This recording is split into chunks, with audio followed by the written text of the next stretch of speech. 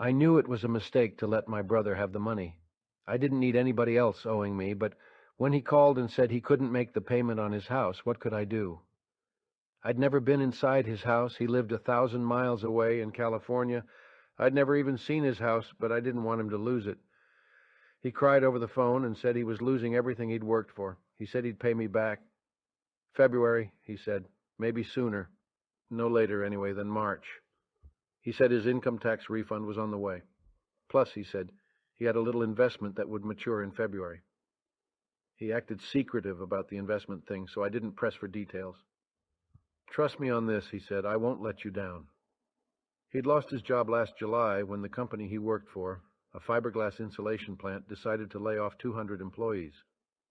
He'd been living on his unemployment since then, but now the unemployment was gone and his savings were gone too. And he didn't have health insurance any longer. When his job went, the insurance went. His wife, who was 10 years older, was diabetic and needed treatment. He'd had to sell the other car, her car, an old station wagon, and a week ago he'd pawned his TV. He told me he'd hurt his back carrying the TV up and down the street where the pawn shops did business. He went from place to place, he said, trying to get the best offer. Somebody finally gave him $100 for it, this big Sony TV. He told me about the TV and then about throwing his back out, as if this ought to cinch it with me unless I had a stone in place of a heart. I've gone belly up, he said, but you can help me pull out of it. How much? I said. 500. I could use more, sure. Who couldn't? He said. But I want to be realistic. I can pay back 500. More than that, I'll tell you the truth, I'm not so sure. Brother, I hate to ask, but you're my last resort. Irma Jean and I are going to be on the street before long. I won't let you down, he said. That's what he said. Those were his exact words. We talked a little more, mostly about our mother and her problems, but to make a long story short, I sent him the money. I had to. I felt I had to, at any rate, which amounts to the same thing. I wrote him a letter when I sent the check and said he should pay the money back to our mother, who lived in the same town he lived in and who was poor and greedy. I'd been mailing checks to her every month, rain or shine, for 3 years, but I was thinking that if he paid her the money he owed me, it might take me off the hook there and let me breathe for a while. I wouldn't have to worry on that score for a couple of months anyway.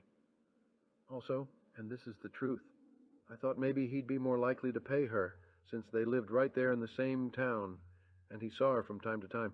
All I was doing was trying to cover myself some way. The thing is, he might have the best intentions of paying me back, but things happen sometimes. Things get in the way of best intentions. Out of sight, out of mind, as they say. But he wouldn't stiff his own mother. Nobody would do that.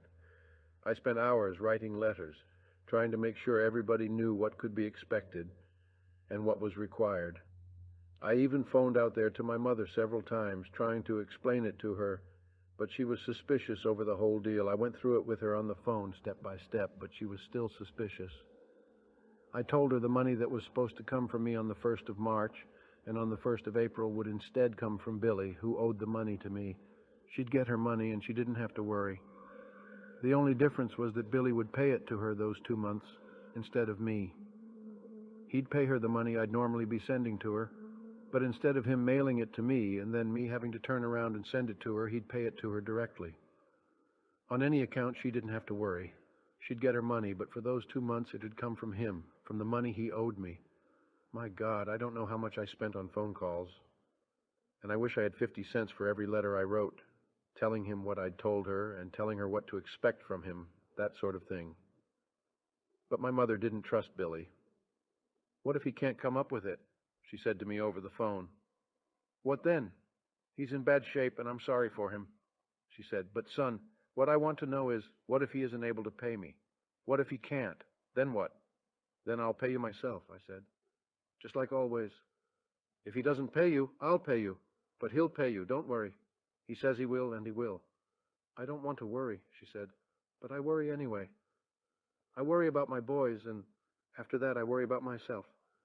I never thought I'd see one of my boys in this shape. I'm just glad your dad isn't alive to see it. In 3 months, my brother gave her $50 of what he owed me and was supposed to pay to her. Or maybe it was $75 he gave her. There are conflicting stories, 2 conflicting stories, his and hers. But that's all he paid her of the $550, or else $75, according to whose story you want to listen to. I had to make up the rest to her. I had to keep shelling out, same as always. My brother was finished. That's what he told me, that he was finished when I called to see what was up, after my mother had phoned, looking for her money. My mother said, "I made the mailman go back and check inside his truck to see if your letter might have fallen down behind the seat. Then I went around and asked the neighbors, did they get any of my mail by mistake? I'm going crazy with worry about this situation, honey." Then she said, "What's a mother supposed to think? Who was looking out for her best interest in this business? She wanted to know that, and she wanted to know when she could expect her money. So that's when I got on the phone to my brother to see if this was just a simple delay or a full-fledged collapse. But according to Billy, he was a goner. He was absolutely done for. He was putting his house on the market immediately. He just hoped he hadn't waited too long to try and move it. And there wasn't anything left inside the house that he could sell. He'd sold off everything except the kitchen table and chairs. I wish I could sell my blood," he said, "but who'd buy it? With my luck, I probably have an incurable disease." And naturally, the investment thing hadn't worked out. When I asked him about it over the phone, all he said was that it hadn't materialized. His tax refund didn't make it either. The IRS had some kind of lien on his return. "When it rains, it pours," he said. "I'm sorry, brother, I didn't mean for this to happen." "I understand," I said, and I did. But it didn't make it any easier. Anyway, one thing and the other, I didn't get my money from him, and neither did my mother. I had to keep on sending her money every month. I was sore, yes. Who wouldn't be? My heart went out to him, and I wished trouble hadn't knocked on his door. But my own back was against the wall now. At least, though, whatever happens to him from here on, he won't come back to me for more money, seeing as how he still owes me.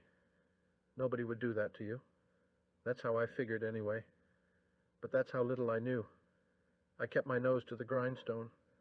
I got up early every morning and went to work and worked hard all day. When I came home, I plopped into the big chair and just sat there. I was so tired it took me a while to get around to unlacing my shoes. Then I just went on sitting there. I was too tired to even get up and turn on the TV. I was sorry about my brother's troubles, but I had troubles of my own. In addition to my mother, I had several other people on my payroll. I had a former wife I was sending money to every month. I had to do that. I didn't want to, but the court said I had to. And I had a daughter with 2 kids in Bellingham, and I had to send her something every month. Her kids had to eat, didn't they? She was living with a swine who wouldn't even look for work, a guy who couldn't hold a job if they handed him one. The time or two he did find something, he overslept, or his car broke down on the way into work, or else he'd just be let go. No explanation, and that was that. Once, long ago, when I used to think like a man about these things, I threatened to kill that guy. But that's neither here nor there. Besides, I was drinking in those days. In any case, the bastard is still hanging around. My daughter would write these letters and say how they were living on oatmeal, she and her kids. I guess he was starving too, but she knew better than to mention that guy's name in her letters to me. She'd tell me that if I could just carry her until summer, things would pick up for her. Things would turn around for her, she was sure, in the summer. If nothing else worked out, but she was sure it would. She had several irons in the fire. She could always get a job in the fish cannery that was not far from where she lived. She'd wear rubber boots and rubber clothes and gloves and pack salmon into cans. Or else she might sell root beer from a vending stand beside the road to people who lined up in their cars at the border, waiting to get into Canada. People sitting in their cars in the middle of summer were going to be thirsty, right? They were going to be crying out for cold drinks. Anyway, one thing or the other, whatever line of work she decided on, she'd do fine in the summer. She just had to make it until then. And that's where I came in. My daughter said she knew she had to change her life. She wanted to stand on her own 2 feet like everyone else. She wanted to quit looking at herself as a victim. "I'm not a victim," she said to me over the phone one night. "I'm just a young woman with 2 kids and a son of a bitch bum who lives with me. No different from lots of other women. I'm not afraid of hard work. Just give me a chance. That's all I ask of the world." She said she could do without for herself. But until her break came, until opportunity knocked, it was the kids she worried about. The kids were always asking her when Grandpop was going to visit, she said. Right this minute they were drawing pictures of the swing sets and swimming pool at the motel I'd stayed in when I'd visited a year ago. But summer was the thing, she said. If she could make it until summer, her troubles would be over. Things would change then. She knew they would. And with a little help from me, she could make it. "I don't know what I'd do without you, Dad." That's what she said. It nearly broke my heart. Sure, I had to help her. I was glad to be even halfway in a position to help her. I had a job, didn't I? Compared to her and everyone else in my family, I had it made. Compared to the rest, I lived on Easy Street. I sent the money she asked for. I sent money every time she asked. And then I told her I thought it'd be simpler if I just sent a sum of money, not a whole lot, but money even so on the first of each month. It would be money she could count on, and it would be her money, no one else's, hers and the kids. That's what I hoped for anyway. I wish there was some way I could be sure the bastard who lived with her couldn't get his hands on so much as an orange or a piece of bread that my money bought. But I couldn't. I just had to go ahead and send the money and stop worrying about whether he'd soon be tucking into a plate of my eggs and biscuits. My mother and my daughter and my former wife. That's 3 people on the payroll right there, not counting my brother. But my son needed money, too. After he graduated from high school, he packed his things, left his mother's house, and went to a college back east. A college in New Hampshire, of all places. Who's ever heard of New Hampshire? But he was the first kid in the family, on either side of the family, to even want to go to college, so everybody thought it was a good idea. I thought so, too, at first. How'd I know it was going to wind up costing me an arm and a leg? He borrowed left and right from the banks to keep himself going. He didn't want to have to work a job and go to school at the same time. That's what he said. And sure, I guess I can understand it. In a way, I can even sympathize. Who likes to work? I don't. But after he'd borrowed everything he could, everything in sight, including enough to finance a junior year in Germany, I had to begin sending him money, and a lot of it. When finally I said I couldn't send any more, he wrote back and said if that was the case, if that was really the way I felt, he was going to deal drugs or else rob a bank, whatever he had to do to get money to live on. I'd be lucky if he wasn't shot or sent to prison. I wrote back and said I'd changed my mind, and I could send him a little more after all. What else could I do? I didn't want his blood on my hands. I didn't want to think of my kid being packed off to prison or something even worse. I had plenty on my conscience as it was. That's 4 people, right? Not counting my brother, who wasn't a regular yet. I was going crazy with it. I worried night and day. I couldn't sleep over it. I was paying out nearly as much money every month as I was bringing in. You don't have to be a genius or know anything about economics to understand that this state of affairs couldn't keep on. I had to get a loan to keep up my end of things. That was another monthly payment, so I started cutting back. I had to quit eating out, for instance. Since I lived alone, eating out was something I liked to do, but it became a thing of the past. And I had to watch myself when it came to thinking about movies. I couldn't buy clothes or get my teeth fixed. The car was falling apart. I needed new shoes, but forget it. Once in a while, I'd get fed up with it and write letters to all of them, threatening to change my name and telling them I was going to quit my job. I'd tell them I was planning a move to Australia. And the thing was, I was serious when I'd say that about Australia. Even though I didn't know the first thing about Australia, I just knew it was on the other side of the world, and that's where I wanted to be. But when it came right down to it, none of them really believed I'd go to Australia. They had me, and they knew it. They knew I was desperate, and they were sorry, and they said so. But they counted on it all blowing over before the first of the month, when I had to sit down and make out the checks. After one of my letters where I talked about moving to Australia, my mother wrote that she didn't want to be a burden any longer. Just as soon as the swelling went down in her legs, she said she was going out to look for work. She was 75 years old, but maybe she could go back to waitressing, she said. I wrote her back and told her not to be silly. I said I was glad I could help her, and I was. I was glad I could help. I just needed to win the lottery. My daughter knew Australia was just a way of saying to everybody that I'd had it. She knew I needed a break and something to cheer me up. So she wrote that she was going to leave her kids with somebody and take the cannery job when the season rolled around. She was young and strong, she said. She thought she could work the 12 to 14-hour-a-day shifts, 7 days a week, no problem. She'd just have to tell herself she could do it, get herself psyched up for it, and her body would listen. She just had to line up the right kind of babysitter. That'd be the big thing. It was going to require a special kind of sitter, seeing as how the hours would be long and the kids were hyper to begin with, because of all the popsicles and Tootsie Rolls, M&Ms, and the like that they put away every day. It's the stuff kids like to eat, right? Anyway, she thought she could find the right person if she kept looking, but she had to buy the boots and clothes for the work, and that's where I could help. My son wrote that he was sorry for his part in things and thought he and I would both be better off if he ended it once and for all. For one thing, he'd discovered he was allergic to cocaine. It made his eyes stream and affected his breathing, he said. This meant he couldn't test the drugs in the transactions he'd need to make. So before it could even begin, his career as a drug dealer was over. No, he said, better a bullet in the temple and end it all right here, or maybe hanging. That would save him the trouble of borrowing a gun and save us the price of bullets. That's actually what he said in his letter, if you can believe it. He enclosed a picture of himself that somebody had taken last summer when he was in the study abroad program in Germany. He was standing under a big tree with thick limbs hanging down a few feet over his head. In the picture, he wasn't smiling.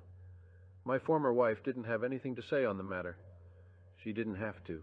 She knew she'd get her money the first of each month, even if it had to come all the way from Sydney. If she didn't get it, she just had to pick up the phone and call her lawyer. This is where things stood when my brother called one Sunday afternoon in early May. I had the windows open, and a nice breeze moved through the house. The radio was playing. The hillside behind the house was in bloom, but I began to sweat when I heard his voice on the line. I hadn't heard from him since the dispute over the 500, so I couldn't believe he was going to try and touch me for more money now. But I began to sweat anyway. He asked how things stood with me, and I launched into the payroll thing and all. I talked about oatmeal, cocaine, fish canneries, suicide, bank jobs, and how I couldn't go to the movies or eat out. I said I had a hole in my shoe. I talked about the payments that went on and on to my former wife. He knew all about this, of course. He knew everything I was telling him. Still, he said he was sorry to hear it. I kept talking. It was his dime. But as he talked, I started thinking, how are you going to pay for this call, Billy? Then it came to me that I was going to pay for it. It was only a matter of minutes or seconds until it was all decided. I looked out the window. The sky was blue, with a few white clouds in it. Some birds clung to a telephone wire. I wiped my face on my sleeve. I didn't know what else I could say. So I suddenly stopped talking and just stared out the window at the mountains and waited. And that's when my brother said, I hate to ask you this, but when he said that, my heart did this sinking thing, and then he went ahead and asked. This time it was 1,000. 1,000! He was worse off than when he'd called that other time. He let me have some details. The bill collectors were at the door. The door, he said, and the windows rattled, the house shook when they hammered with their fists. Blam, blam, blam, he said. There was no place to hide from them. His house was about to be pulled out from under him. Help me, brother, he said. Where was I going to raise $1,000? I took a good grip on the receiver, turned away from the window, and said, But you didn't pay me back the last time you borrowed money. What about that? I didn't, he said, acting surprised. I guess I thought I had. I wanted to anyway. I tried to, so help me God. You were supposed to pay that money to Mom, I said, but you didn't. I had to keep giving her money every month, same as always. There's no end to it, Billy. Listen, I take one step forward and I go 2 steps back. I'm going under. You're all going under, and you're pulling me down with you. I paid her some of it, he said. I did pay her a little, just for the record, he said. I paid her something. She said you gave her $50, and that was all. No, he said, I gave her $75. She forgot about the other $25. I was over there one afternoon, and I gave her 2 10s and a 5. I gave her some cash, and she just forgot about it. Her memory's going.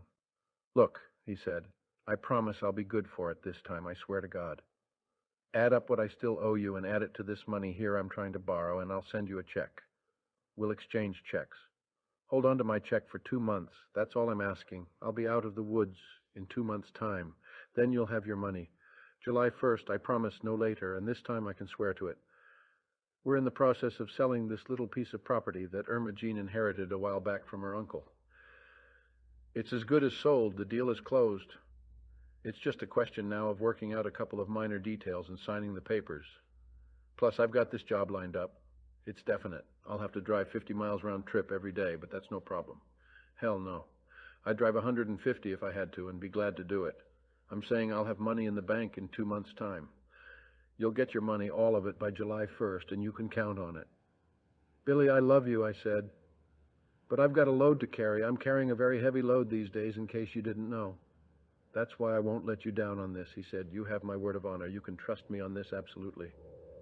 I promise you my check will be good in 2 months, no later. 2 months is all I'm asking for. Brother, I don't know where else to turn. You're my last hope. I did it, sure. To my surprise, I still had some credit with the bank, so I borrowed the money and I sent it to him. Our checks crossed in the mail. I stuck a thumbtack through his check and put it up on the kitchen wall next to the calendar and the picture of my son standing under that tree. And then I waited. I kept waiting. My brother wrote and asked me not to cash the check on the day we'd agreed to. Please wait a while longer, is what he said. Some things had come up. The job he'd been promised had fallen through at the last minute. That was one thing that came up. And that little piece of property belonging to his wife hadn't sold after all.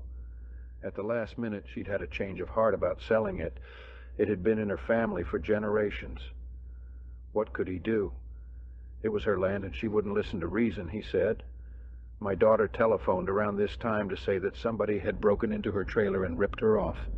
Everything in the trailer. Every stick of furniture was gone when she came home from work after her first night at the cannery. There wasn't even a chair left for her to sit down on. Her bed had been stolen, too. They were going to have to sleep on the floor like gypsies, she said. Where was what's-his-name when this happened? I said. She said he'd been out looking for work earlier in the day. She guessed he was with friends. Actually, she didn't know his whereabouts at the time of the crime, or even right now, for that matter. I hope he's at the bottom of the river, she said. The kids had been with the sitter when the rip-off happened, but anyway, if she could just borrow enough from me to buy some second-hand furniture, she'd pay me back, she said when she got her first check. If she had some money for me before the end of the week, I could wire it. Maybe she could pick up some essentials. Somebody's violated my space, she said. I feel like I've been raped. My son wrote from New Hampshire that it was essential he go back to Europe. His life hung in the balance, he said. He was graduating at the end of summer session, but he couldn't stand to live in America a day longer after that. This was a materialist society, and he simply couldn't take it anymore. People over here in the U.S. couldn't hold a conversation unless money figured in it some way, and he was sick of it. He wasn't a yuppie and didn't want to become a yuppie. That wasn't his thing. He'd get out of my hair, he said, if he could just borrow enough from me, this one last time, to buy a ticket to Germany. I didn't hear anything from my former wife. I didn't have to. We both knew how things stood there. My mother wrote that she was having to do without support hose and wasn't able to have her hair tinted. She'd thought this would be the year she could put some money back for the rainy days ahead, but it wasn't working out that way. She could see it wasn't in the cards. How are you? She wanted to know. How's everybody else? I hope you're okay. I put more checks in the mail. Then I held my breath and waited. While I was waiting, I had this dream one night. 2 dreams, really. I dreamt them on the same night. In the first dream, my dad was alive once more, and he was giving me a ride on his shoulders. I was this little kid, maybe 5 or 6 years old. Get up here, he said, and he took me by the hands and swung me onto his shoulders. I was high off the ground, but I wasn't afraid. He was holding on to me. We were holding on to each other. Then he began to move down the sidewalk. I brought my hands up from his shoulders and put them around his forehead. Don't muss my hair, he said. You can let go, he said. I've got you. You won't fall. When he said that, I became aware of the strong grip of his hands around my ankles. Then I did let go. I turned loose and held my arms out on either side of me. I kept them out there like that for balance. My dad went on walking while I rode on his shoulders. I pretended he was an elephant. I don't know where we were going. Maybe we were going to the store or else to the park so he could push me in the swing. I woke up then, got out of bed, and used the bathroom. It was starting to get light out, and it was only an hour or so until I had to get up. I thought about making coffee and getting dressed, but then I decided to go back to bed. I didn't plan to sleep, though. I thought I'd just lie there for a while, with my hands behind my neck, and watch it turn light out, and maybe think about my dad a little, since I hadn't thought about him in a long time. He just wasn't a part of my life any longer, waking or sleeping. Anyway, I got back in bed, but it couldn't have been more than a minute before I fell asleep once more, and when I did, I got into this other dream. My former wife was in it, though she wasn't my former wife in the dream.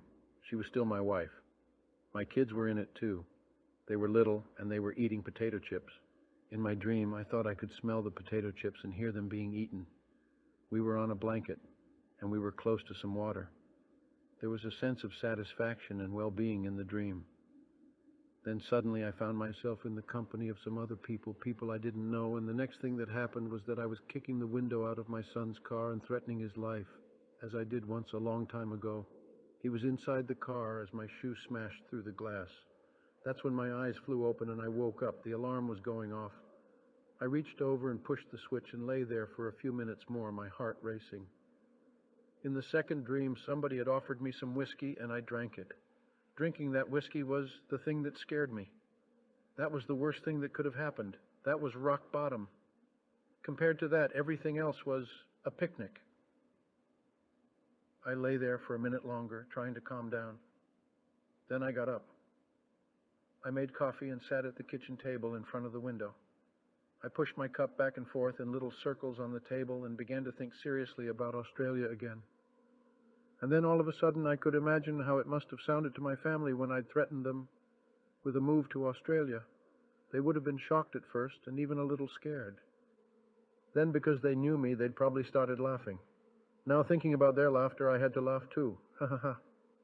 That was exactly the sound I made there at the table, ha ha ha, as if I'd read somewhere how to laugh. What was it I planned to do in Australia anyway? The truth was I wouldn't be going there any more than I'd be going to Timbuktu, the moon, or the North Pole. Hell, I didn't want to go to Australia. But once I understood this, once I understood I wouldn't be going there or anywhere else for that matter, I began to feel better. I lit another cigarette and poured some more coffee. There wasn't any milk for the coffee, but I didn't care. I could skip having milk in my coffee for a day, and it wouldn't kill me. Pretty soon I packed the lunch and filled the thermos and put the thermos in the lunch pail. Then I went outside. It was a fine morning. The sun lay over the mountains behind the town, and a flock of birds was moving from one part of the valley to another. I didn't bother to lock the door. I remembered what had happened to my daughter, but decided I didn't have anything worth stealing anyway. There was nothing in the house I couldn't live without.